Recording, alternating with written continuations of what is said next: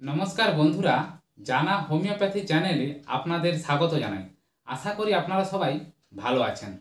आज के आमी एकटी खूब गुरुत्वपूर्ण टपिक निये आलोचना करते चलेछि, सेटी हलो इनसोमनिया बा अनिद्रा एवं एर जन्य आमी बेस्ट 4टी होमिओपैथी मेडिसिनेर नाम बोलबो एवं तादेर लक्षणगुलिओ बोलबो।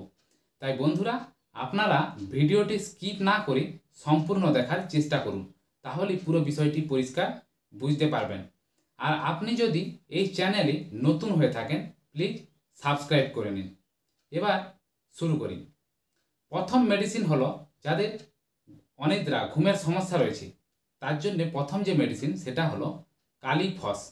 এই মেডিসিনটি আপনারা কী ধরনের লক্ষণে খাবেন সেটা বলি।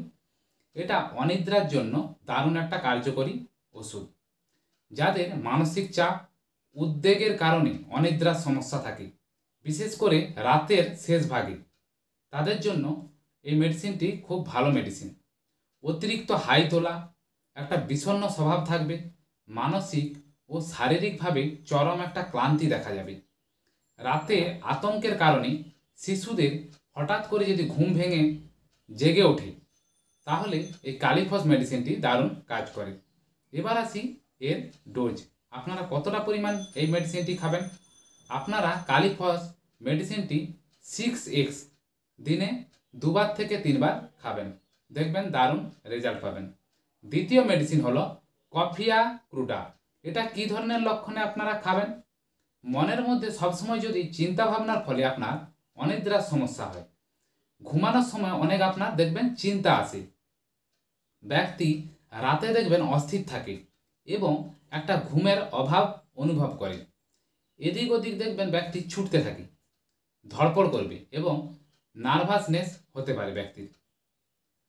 যেসব শিশু রাতে খেলাধুলা করে এবং অনিদ্রার কারণে যারা ঘুম থেকে তাড়াতাড়ি জেগে যায়, বিশেষ করে ভোর 3টার দিকে, এবং তারপর তারা আর ঘুমাতে পারে না, ভোর 3টার সময় ঘুম ভেঙে যায়, তাদের জন্য এটা দারুণ মেডিসিন।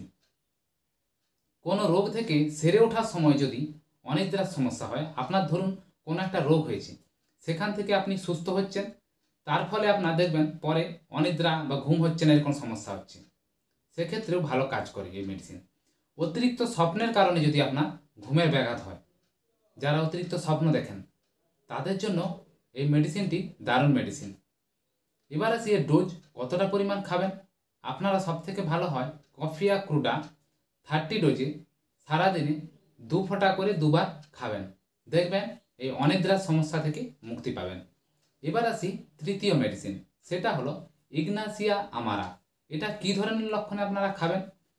আপনার যদি শোক এবং বিষণ্ণতার ফলে অনিদ্রার সমস্যা হয়, আপনার কেউ প্রিয়জন মারা গেছে, সেই শোকে যদি আপনার ঘুমের সমস্যা হয়, সেক্ষেত্রে এই মেডিসিনটি দারুণ কাজ করে।